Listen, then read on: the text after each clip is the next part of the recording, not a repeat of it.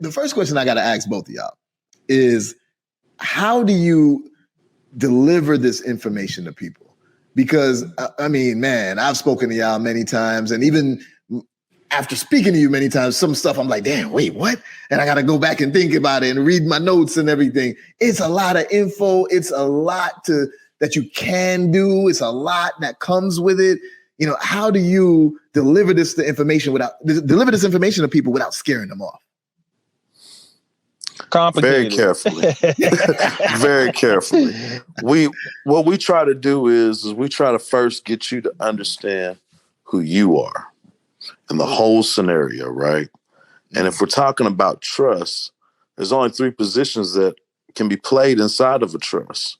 Now it's up to you, which one of the positions are you going to play? There's only 3 positions: the grantor, the trustee, and the beneficiary. Now, considering that you did not create it and that you shouldn't want to do the administrative work for it because it's too much work to even do, what you're going to do is claim that you're the beneficiary of that. Now, when it's something that you can control, something that you create, you're going to reel all that in, right? And then you're going to take control of it, but you're going to do it with competency. And the only way you're going to get competent is if you're reading and you're being guided, or you're mentored, and that's what I mean by being guided. You're mentored into the right direction, because there's all kinds of directions you can go with it. When I first got into it, I had a little understanding, right?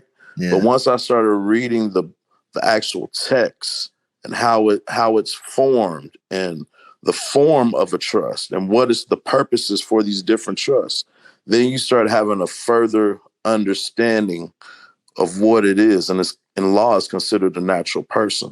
So what you're simply doing is you're passing on responsibility onto another entity that you created, but that you control. So there's a lot. Hey, drop the code for them too, man. The code for so they can look U.S. code, the tax code.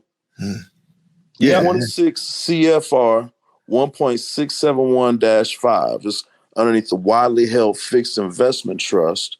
And you'll find in B22 in that section that the United States person is a trust.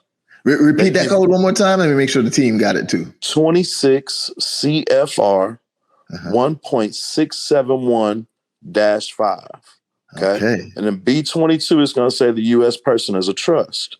Underneath that, in part 2 is going to say there's a beneficial owner. So who's the beneficial owner of the name? That's up to you and how much you learn. Okay. I don't even want to ask the follow-up question that I would ask, because I know we go down that rabbit hole for sure. And I'm sure people are like, wait, hold up. What's going on right now? So you got their juices stirring right now. And it's like, okay, this is something like you say, you'd have been and you have to know it, because the government itself is operating in trust. So if you don't know the position that you in, you can't inform them of the position that they're in.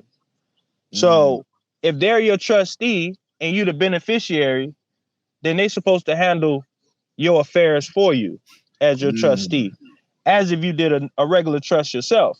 But the problem is they have the "In God We Trust," and then they give you certificates, and then they make you a beneficiary of that trust. But the problem is they charge you in that trust. So they charge you for different things: tickets, a light bill, water bill, gas bill, all the natural resources is what they charge you for.